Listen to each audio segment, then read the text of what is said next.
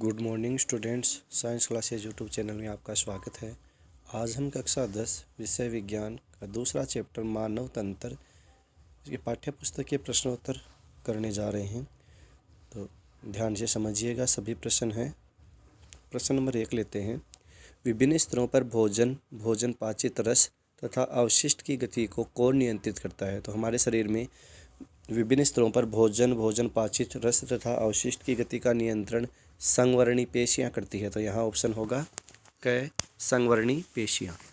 प्रश्न नंबर 2 है, लेते हैं। निम्न में से कौन से दंत मांसाहारी पशुओं में सर्वाधिक विकसित होते हैं? मांसाहारी पशु होते हैं, उनमें दांत है वो चीर फाड़ करने के लिए विकसित होंगे। वो कौन से? रदनक दांत है वो होंगे। तो यहाँ ऑप्शन होगा ख, रदनक दांत। सर्वाधिक विकसित कौन से होंगे मांसाहारी पशुओं में? रदनक दांत। इनमें जो कृतनक दांत है, कृतनक है वो काटने का काम करते हैं, उतरने का काम करते हैं। अगर चवर्णक और चवर्णक है, यह भोजन को बारीक कणों में तोड़ते हैं। तो ये भी आपको याद होना चाहिए। प्रश्न नंबर 3 लेते हैं। एपिग्लोटिस, जिसे हिंदी में घाटी ढक्कन भी कहते हैं, का प्रमुख कार्य है घाटी ढक्कन। यह कहाँ रहता है? यह मुख में, गले में, श्वास नली के ऊपर पाया जाता है। और यह एपिग्लोटिस जब हम खाना निगल रहे होते हैं तो श्वास नली है उसको ढक लेता है, जिससे भोजन श्वसन मार्ग में नहीं जा पाता। तो प्रश्न दिया है एपिग्लोटिस का प्रमुख कार्य है, तो ये क्या करेगा? यह भोजन को श्वास नली में प्रवेश करने से रोकेगा। तो यहाँ ऑप्शन होगा ख। प्रश्न नंबर 4 लेते हैं। एंजाइमों द्वारा सर्वाधिक भोजन पाचन की क्रिया यहाँ संपन्न होती है। तो अपनी जो अग्नाशय ग्रंथि होती है, उससे एक अग्नाशय ग्रंथि, चूँकि यह मिश्रित प्रकार की होती है, यह अंतःस्रावी और बहिस्रावी दोनों का कार्य करती है। तो यह बहिस्रावी प्रकार की भी है, जिससे अनेक प्रकार के पाचक रस स्रावित होते हैं, जो अग्नाशयी रस किसी नलिका से होकर ग्रहणी क्षेत्र में खुलते हैं। तो यहाँ पर आएगा ग्रहणी। ग्रहणी में भोजन पाचन की क्रिया सर्वाधिक होती है। अगला प्रश्न है 5 नंबर प्रश्न। निम्न में से कौन लार ग्रंथि नहीं है? लार ग्रंथि नहीं है। लार ग्रंथि क्या करती है? लार का स्रावन करती है। तो आपको पता होना चाहिए कि हमारे शरीर में 3 जोड़ी लार ग्रंथियाँ पाई जाती है। टोटल कितनी? 3 जोड़ी लार ग्रंथियाँ पाई जाती है। ये एक जोड़ी तो अपने जो कान है, दोनों कान, इनके आंतरिक मार्ग मुख की ओर उधर होती है। एक जोड़ी जबड़े के नीचे होती है, अधोजंभ, और एक जोड़ी अपनी जीभ के नीचे होती है। तो इस प्रकार 3 जोड़ी लार ग्रंथियाँ पाई जाती है जो लार का स्रावन करती है। तो यहाँ पूछा है निम्न में से कौन लार ग्रंथि नहीं है? पीयूष ग्रंथि है, यह अपने मस्तिष्क में पाई जाती है। तो यह अंतःस्रावी ग्रंथि है। और ये जो लार ग्रंथियाँ हैं जो लार स्रावित करती है, ये बहिस्रावी प्रकार की ग्रंथियाँ हैं जो अपना स्राव किसी नलिका से संबंधित भाग में छोड़ती है। तो यहाँ आएगा घ, पीयूष ग्रंथि। अगला प्रश्न लेते हैं, प्रश्न नंबर 6। निम्न में से कौन सा एंजाइम अग्नाशय द्वारा स्रावित नहीं होता है? तो अग्नाशय ग्रंथि है एमाइलेज, ट्रिप्सिन, रेनिन, काइमोट्रिप्सिन आदि एंजाइम स्रावित करती है। रेनिन एंजाइम है, यह अपनी जो जठर ग्रंथि जो अपने आमाशय में पाई जाती है, यह जठर ग्रंथि जठर रस का स्रावन करती है। उस जठर रस में रेनिन पाया जाता है। तो रेनिन है वह आमाशय में स्रावित होता है। तो यहाँ उत्तर होगा ग, रेनिन। अगला प्रश्न है 7 नंबर प्रश्न लेते हैं। 7 नंबर प्रश्न देखते हैं। निम्न में से कौन सा अंग द्वितीयक श्वसन अंग है? तो द्वितीयक यानी एक प्रकार का सहायक श्वसन अंग हुआ। मुख्य रूप से हमारा श्वसन अंग यानी प्राथमिक श्वसन अंग कौन होता है? नाक होता है। अपना नाक प्राथमिक श्वसन अंग है। तो जब हम नाक से सांस नहीं ले रहे होते हैं, तब मुख से हमारी श्वसन क्रिया है वो होती है। तो यहाँ मुख है, यह द्वितीयक श्वसन अंग कार्य करेगा, बाकी ऑप्शन सब गलत है। तो यहाँ आएगा मुख। प्रश्न नंबर 8 है। बाएं फेफड़े में पाए जाने वाले खंडों की संख्या है। तो हमारे 2 फेफड़े हैं, दायां फेफड़ा और बायां फेफड़ा। दाएं फेफड़े में खंड कितने होते हैं? 3। दाएं फेफड़े में कितने? 3। और बाएं फेफड़े में होते हैं 2। बाएं फेफड़े में केवल 2 खंड होते हैं, क्योंकि बायां फेफड़ा है थोड़ा आकार में छोटा होता है, तो उसमें खंड कितने? 2 आएंगे। यदि आपसे परीक्षा में दाएं फेफड़े में खंडों की संख्या पूछ ले तो कितनी बताओगे? वहाँ 3। अगला प्रश्न है एलवियोलाई में पाई जाती है। एलवियोलाई जो होती है अपनी शरीर की, उनमें सल्की उपकला प्रकार की कोशिकाएं पाई जाती है। सल्की उपकला प्रकार का जो उत्तक हो गया उसी प्रकार का वह पाया जाता है, तो यहाँ पर होगा क, सल्की उपकला। इसके बाद 10 नंबर प्रश्न है। 10 नंबर प्रश्न लेते हैं। रुधिर का द्रव्य भाग क्या कहलाता है? तो रुधिर होता है उसमें रक्त कणिकाएं और तरल भाग पाया जाता है।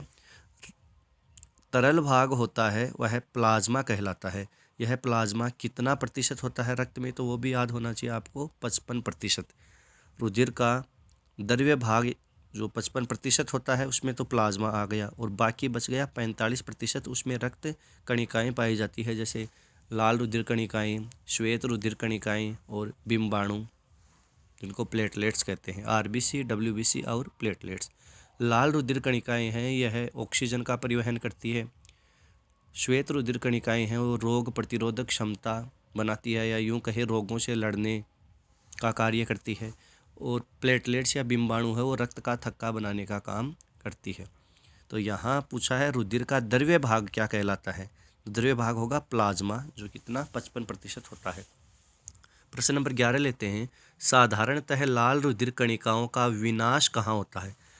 लाल रुधिर कणिकाएं होती हैं वो, यहाँ विनाश नहीं है, यहाँ लाल रुधिर कणिकाएं हैं, उनमें विकास पूछा है। विकास यानी निर्माण कहाँ होता है? तो निर्माण होगा लाल अस्थि मज्जा में। लाल अस्थि मज्जा में। हाँ, अगर विनाश पूछा जाए, विनाश जिसे आरबीसी का कब्रिस्तान भी कहते हैं, तब प्लीहा होगा। हाँ, ये प्रश्न सही है। लाल रुधिर, दोबारा से सुनना, साधारणतः लाल रुधिर कणिकाओं का विनाश कहाँ होता है? जब लाल रुधिर कणिकाएं नष्ट हो जाती है तो प्लीहा में उनका विनाश होता है। तो प्लीहा को लाल रुधिर कणिकाओं का कब्रिस्तान भी कहते हैं, आपको याद होना चाहिए। हाँ, अगर प्रश्न ऐसे पूछे साधारणतः लाल रुधिर कणिकाओं का विकास कहाँ होता है, तो विकास के लिए आएगा लाल अस्थि मज्जा, रेड बोन मेरो। लाल अस्थि मज्जा में लाल रुधिर कणिकाओं का विकास होता है, और लाल रुधिर कणिकाओं का विनाश कहाँ होगा? प्लीहा में। इसीलिए प्लीहा को आरबीसी का कब्रिस्तान भी कहते हैं। नेक्स्ट प्रश्न है, कोशिका श्वेत रक्त कणिका नहीं है।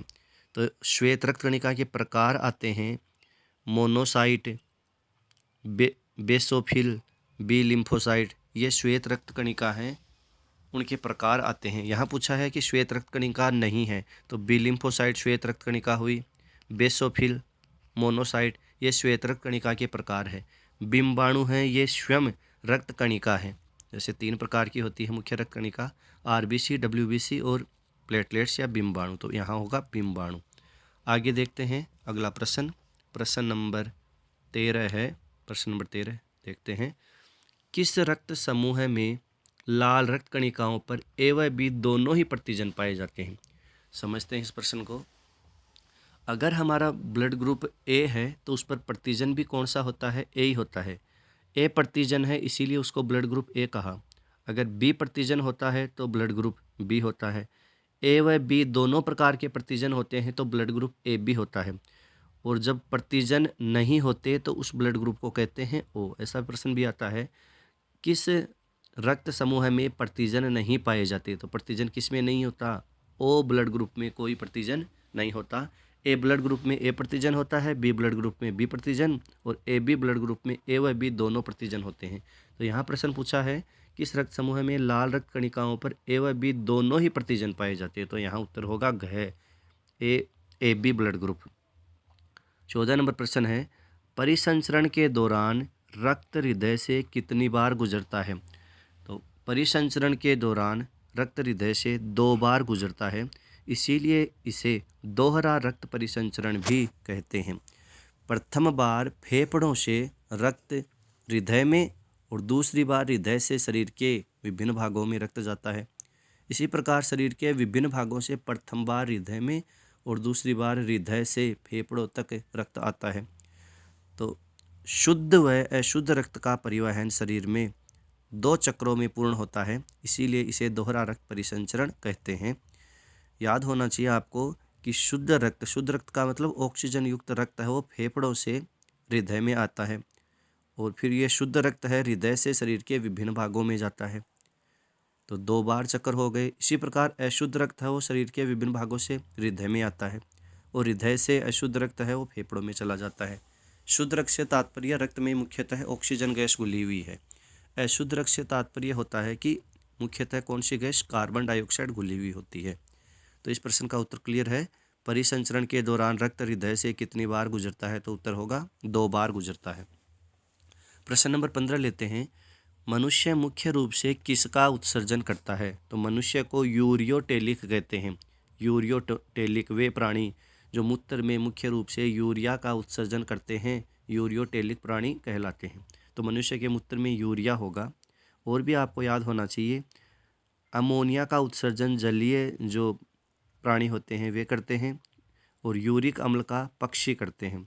ये अमीनोटेलिक, यूरिकोटेलिक, इस प्रकार ये प्राणी हो गए। अगला प्रश्न लेते हैं अपन, प्रश्न नंबर 16। ग्लोमेरुलस कहाँ पाया जाता है? ग्लोमेरुलस को ही कहते हैं केशिका गुच्छ। यह बोमेन संपुट में पाया जाता है।